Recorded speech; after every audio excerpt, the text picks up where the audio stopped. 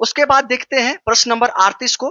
प्रश्न नंबर 38 भी जो है बहुत ही अच्छा प्रश्न है और ये भी आप लोग इंपॉर्टेंट मान सकते हैं। ये सभी टाइप जो है अब नया जो एग्जाम टीसीएस पैटर्न जो लागू हुआ है उसमें आप लोगों का जो है ये प्रश्न बार बार पूछा जाता है। जैसे देखिएगा इसमें बोला गया है यदि बीएससी को 1-1-3-1-2 के रूप में लिखा जाता है तो उसी टाइप से जो है सीएके को 5-1-1-3 के रूप में कूटबद्ध किया जाता है तो एमएडीई को किस प्रकार से कूटबद्ध किया जाएगा ये निकालने के लिए आपको क्या करना है, क्या संबंध है आप लोग यहाँ पे देख लीजिए।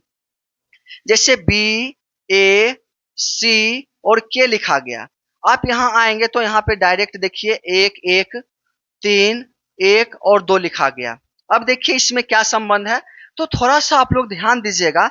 यहाँ पे देखिए के का प्लेस वैल्यू कितना होता है तो आप कहेंगे कि 11 होता है। आप आगे आइए तो यहाँ पे देखिए तो 11 है। हाँ तो बिल्कुल हाँ मिल रहा है। ठीक है आगे चलते हैं।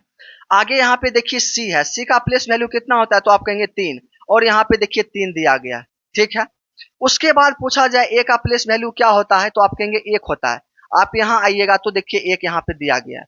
फिर आपसे पूछा जाए बी का प्लेस वैल्यू क्या होता है तो आप कहेंगे कि 2 होता है। देखिए यहाँ पे भी 2 दिया गया। मतलब ये किया गया कि जो शब्द है उसका लास्ट से जो है जो प्लेस वैल्यू होता है उल्टा करके डायरेक्ट लिखना शुरू किया है, उसका आंसर निकाला गया। बस आप यहाँ पे भी देखेंगे तो वही चीज किया गया है। जैसे ई का प्लेस वैल्यू आपसे पूछा जाए तो यहाँ पे देखिए 5 लिखा गया है।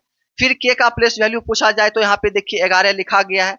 फिर ए का प्लेस वैल्यू देखिएगा तो 1 आता है। सी का प्लेस वैल्यू देखेंगे तो 3 आता है। मतलब वैसे ही किया गया है। तो हम लोग क्या करेंगे एमएडीई को निकालेंगे। ठीक है तो एमएडीई को निकालने के लिए क्या करना है कि जैसे लास्ट से बोला गया है, ठीक है तो लास्ट से करने के लिए क्या करना है कि इसका प्लेस वैल्यू आप लोग देखिए तो पहले 5 हो जाएगा।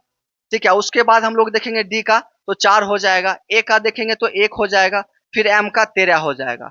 54-113 कहाँ पे है, 54-113 ऑप्शन नंबर बी में है। देखिए इसका राइट आंसर निकल गया।